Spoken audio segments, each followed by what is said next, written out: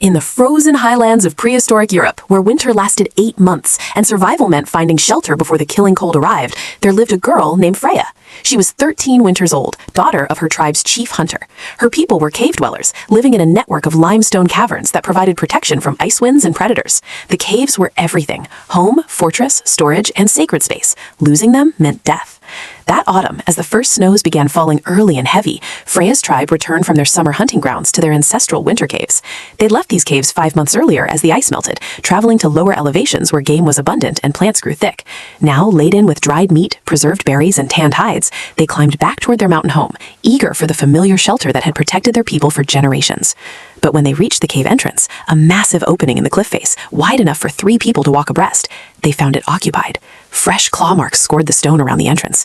The distinctive, musky scent of cave bear hung heavy in the cold air, and from deep within the darkness came a low, rumbling growl that vibrated through the stone itself. A cave bear. Not just any bear, but the giant short-faced cave bear, Arctodus, the largest predator to ever walk these mountains. These bears stood 4 meters tall on hind legs, weighed over a ton, and feared nothing.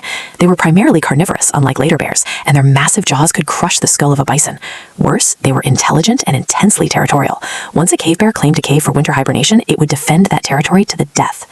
Freya's father, a man who'd faced wolves, lions, and mammoths without flinching, stood at the cave entrance and his face went pale. "We can't go in," he said quietly. The tribe understood immediately. Fighting a cave bear in its chosen den was suicide. The tribe would have to find another shelter before the full fury of winter arrived. But there was a terrible problem. Every suitable cave within 3 days' travel was already claimed, by other human tribes, by hibernating bears, by wolf packs denning for winter. The tribe had waited too long to return, and now all shelters were taken. Without this cave, they faced winter in the open. The elderly would die first, then the children, then even the strong would succumb to cold and starvation. The cave wasn't just their home, it was their only chance at survival. The tribal council met that night around a desperate fire, debating impossible options. Some argued for attacking the bear with the full strength of 20 warriors, likely killing it but certainly losing many lives in the attempt. Others suggested traveling farther, hoping to find unclaimed shelter, though everyone knew the lowland caves would be taken, and higher elevations were impassable with coming snows. A few whispered of splitting the tribe, sending the strongest to survive elsewhere while the weak died quickly rather than slowly. Freya listened to the debate with growing horror. This was her family, all of them.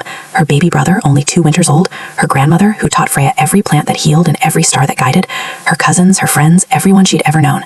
The thought of choosing who lived and who died was unbearable. That night, unable to sleep, Freya crept away from the camp and approached the cave entrance alone. She didn't know what she intended. To scout, to think, to pray to spirits she barely believed in. She carried only a torch and her bone-handled knife.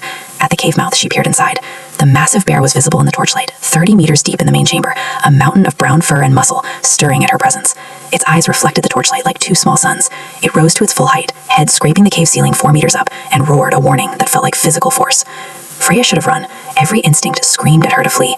But looking at that bear, she saw something unexpected in its eyes. Not just aggression, but weariness. The bear was old. Its muzzle was graying, its movements stiff. Deep scars crossed its face and shoulders from a lifetime of battles. This wasn't a bear in its prime seeking conquest. This was an elderly predator looking for one last winter den, one final season of peace before death. And suddenly, Freya understood. The bear wasn't evil or cruel. It was tired and scared and trying to survive, just like her tribe. It probably arrived at this cave expecting it to be empty, had claimed it by right of discovery, and now faced a choice: abandon the den it desperately needed or kill to keep it. An impossible idea formed in Freya's mind.